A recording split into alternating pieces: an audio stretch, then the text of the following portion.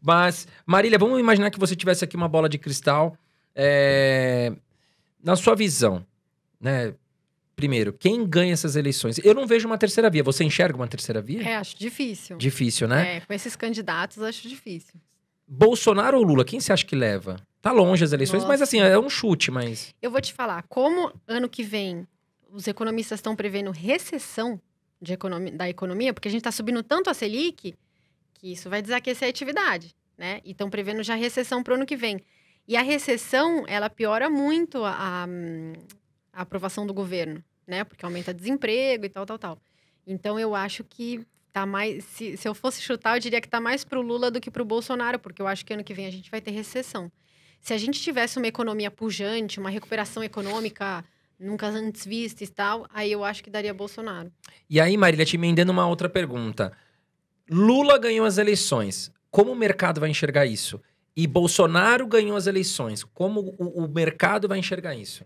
Olha, eu te diria que o mercado enxerga os dois de uma forma muito parecida. Porque o Bolsonaro disse que era liberal e depois, no meio do caminho, mudou de ideia.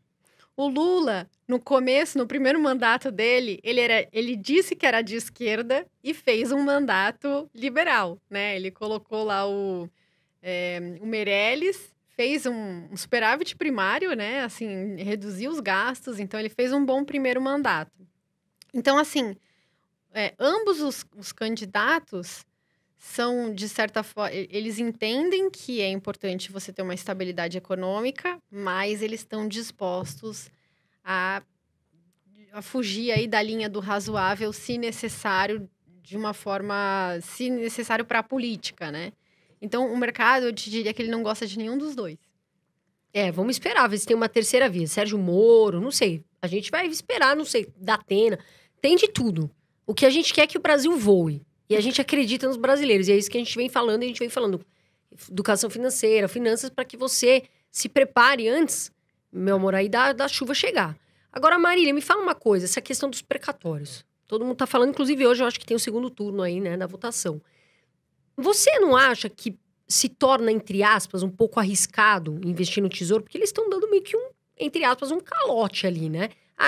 Foi o que o André falou, né? Devo, não nego, pago quando puder. Pode ser arriscado, na sua opinião, investir no Tesouro? Acho que no Tesouro, não. Acho que são, assim...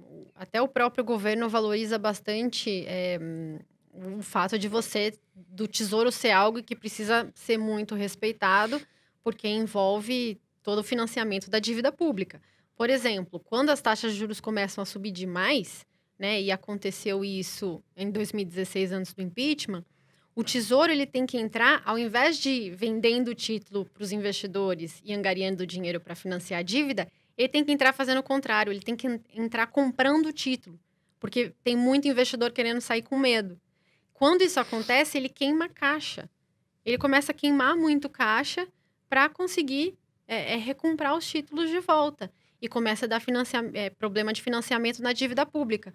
Então, o governo, ele não pode brincar com isso. Quando você vê o Tesouro entrando com leilão de recompra, você já vê na hora os políticos indo ao mercado falar, gente, calma, não vamos fazer nada de errado, vamos respeitar o teto, vamos respeitar a Constituição, porque eles sabem que bate num problema de financiamento. Os precatórios, eu até conversei com os advogados e o que eles me reportaram é que a gente teve um aumento muito grande em 2020 e 2021 do número de precatórios, porque a gente teve uma digitalização do judiciário. Então, antes, o precatório era um papel físico, né? Que precisava ir do Acre para São Paulo, aí o juiz despachava e voltava para o Acre, era uma loucura. E isso demorava um século. A partir do momento que você digitalizou, ficou rápido o processo, né? E aí aumentou muito o número de precatórios, simplesmente porque você colocou tudo online e facilitou a vida do juiz. Então, assim, é um aumento que não é porque o Estado, enfim, está tendo que pagar mais de uma forma... Enfim, foi uma coisa bem específica que aconteceu por conta da pandemia, né? E aí eles olharam isso e falaram, nossa, mas isso é um gasto muito grande, isso não cabe no orçamento. E aí, então vamos parcelar. Parcelar novamente, né? Porque já tinha umas regras de parcelamento de precatório. Mas eu acho ruim, acho que abre um precedente ruim. Vamos ver onde vai parar isso daí, né? Você não acha que a economia A gente deveria estar com um cenário mais promissor, né? Todo mundo, as lojas abrindo, os restaurantes abertos, emprego voltando ao normal. A gente não deveria estar falando em uma economia mais saudável? E o que eu entendo é que a gente está falando ao contrário. O que você acha disso Pois daí? é, a gente deveria. Se a gente estivesse numa recuperação normal e saudável, a gente teria esse ponto, né, da reabertura econômica com aumento aí de consumo, de serviços e tal. Até o mercado está esperando isso, né? Não por outro motivo, a gente tem expectativa muito positiva para esse ano de crescimento, exatamente por conta da reabertura. Agora, chega uma hora que a inflação é tão alta e os juros são tão altos que eles impedem a retomada do crescimento. Porque daí as pessoas que iam investir não vão mais investir. A inflação come o poder de compra das pessoas, então elas não podem consumir tanto quanto elas consumiam antes. E aí você coloca uma série de problemas. E ainda tem o fato de que é ano eleitoral, e aí os investidores não investem em ano eleitoral, nem os gringos. Eles evitam países em ano eleitoral para entender, né, o que vai acontecer e para depois investir.